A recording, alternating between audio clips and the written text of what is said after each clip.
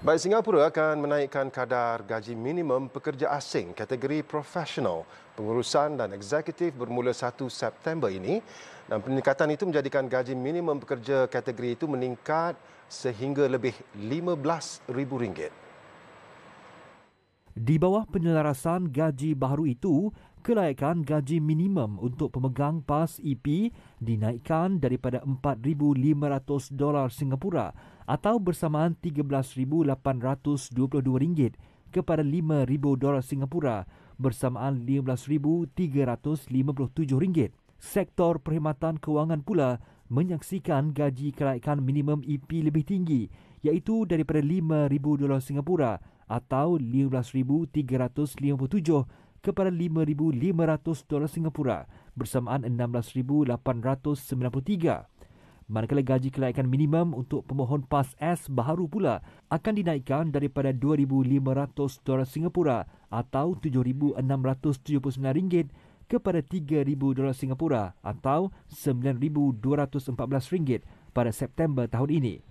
EP membenarkan pekerja asing kategori profesional, pengurusan dan eksekutif untuk bekerja di Singapura, manakala PAS S pula perlu dipohon oleh kaki tangan mahir peringkat pertengahan. Perubahan itu akan dilaksanakan bagi permohonan PAS EP baharu mulai 1 September tahun ini. Bagi pembaruan permohonan pula, ia akan dilaksanakan mulai 1 September tahun depan. Baik, kenaikan gaji minimum yang dilaksanakan di Singapura pastinya satu ketetapan yang dibuat berdasarkan kos sara hidup yang sedia tinggi negara itu. Namun kenaikan gaji minimum buat pekerja asing bagi kategori profesional sehingga RM15,000 pastinya menarik minat golongan belia termasuklah dari Malaysia untuk membina kerjaya di sana. Jadi di talian Skype ketika ini kita bersama pensyarah Fakulti Pendidikan UPM yang dalam masa sama menjalankan kajian tentang belia iaitu Profesor Madya Dr. Muhammad Murshid Arshad. Assalamualaikum, Doktor. Waalaikumsalam warahmatullahi taala wabarakatuh. Apa khabar? Alhamdulillah. Doktor pun sihat ya?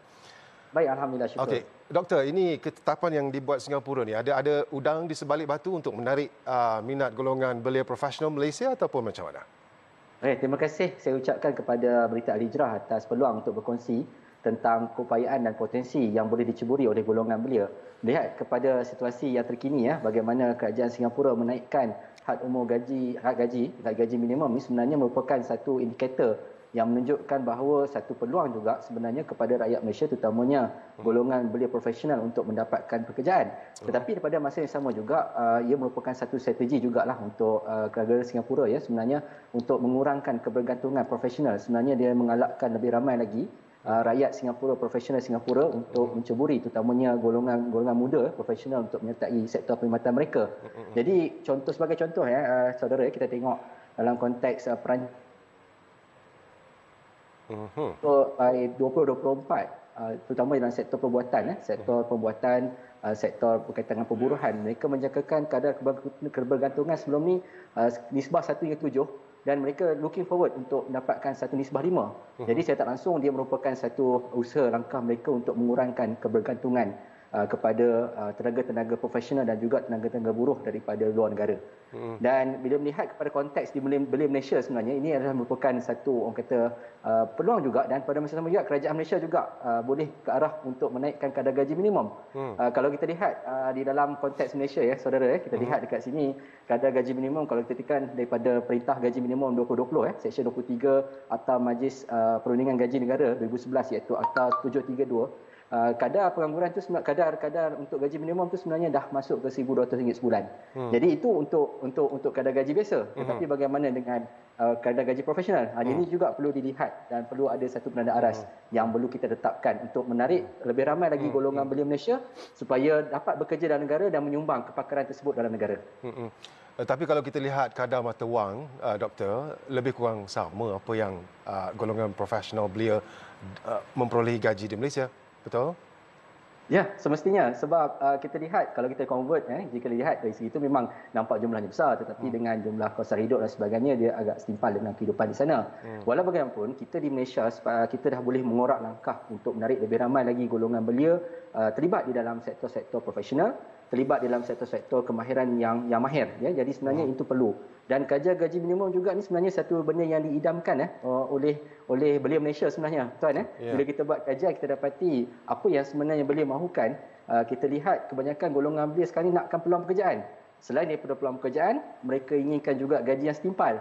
Gaji yang sepadan dengan kepakaran dan juga kelayakan akademik mereka sendiri. Jadi kita di Malaysia kita boleh ke arah itu sebab menuju ke negara maju sememangnya perkara ini perlu dilihat. Dan untuk menjadikan sebuah ekonomi ini mampan, kita perlu menarik lebih ramai lagi golongan-golongan profesional dalam negara, terutamanya dalam kalangan belia, untuk berkhidmat di dalam sektor di dalam negara itu sendiri. Secara tak langsung kita boleh mengurangkan kebergantungan dengan daripada terusan negara sumber manusia daripada luar negara, terutama buruh-buruh asing.